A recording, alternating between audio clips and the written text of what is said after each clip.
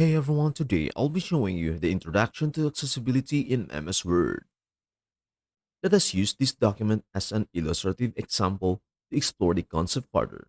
At first glance, it appears visually adequate, with most people who can perceive visual information likely finding it easy to read and navigate. However, a deeper examination reveals that despite its initial appearance, the document does not meet full accessibility standards. This issue primarily affects individuals who rely on assistive technologies, such as screen readers or those with visual impairments, highlighting the importance of ensuring comprehensive accessibility in digital content. We have made a good start. The text is easy to read with a clear font size, adequate line spacing, and well organized headings and bullet points. However, people using screen readers or those with vision impairments may face difficulties accessing the content effectively. To address these issues, let us explore what the Accessibility Checker can do.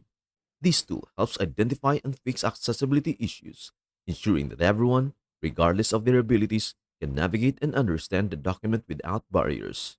You can find it here in the Review tab under Check Accessibility.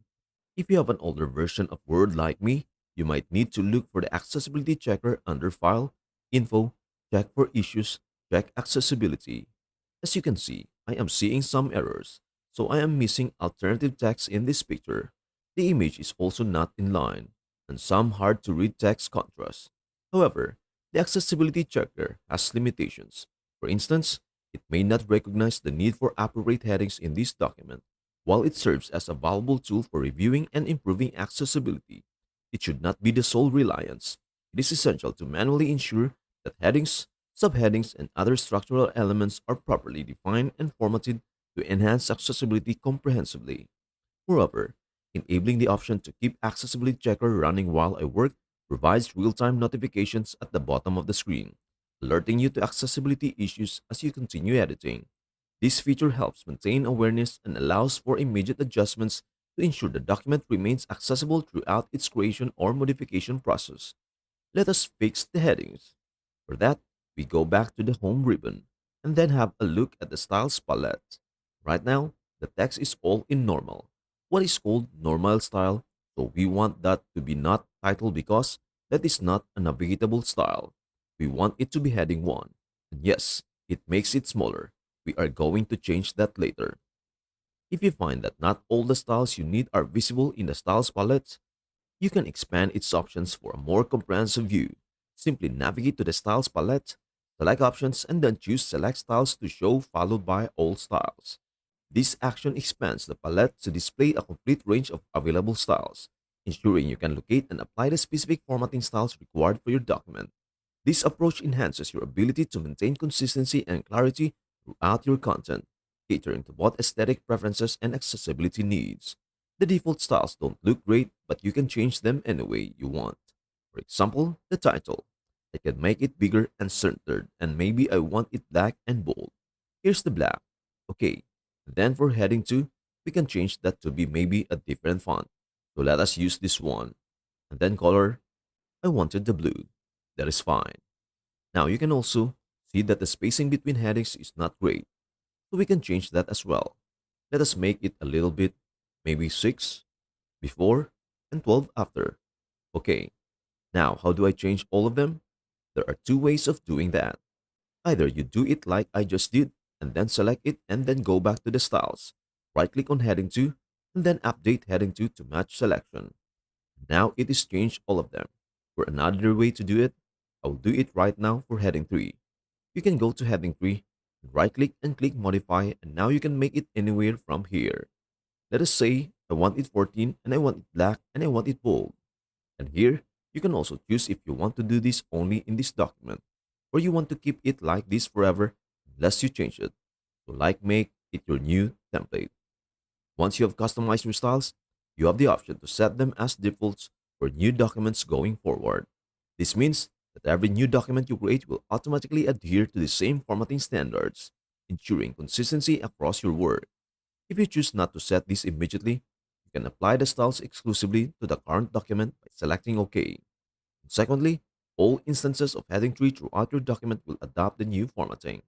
Additionally, it is advisable to utilize correctly formatted bullet points and lists. By doing so, you enhance the document's readability and structure. Properly formatted lists help organize information logically, making it easier for readers to grasp key points efficiently. This approach not only improves accessibility but also enhances the overall professional appearance and usability of your documents. Let us delve deeper into this topic. Take, for instance, the list here, which is adequately formatted. It is clear and easy to follow, with each item clearly delineated.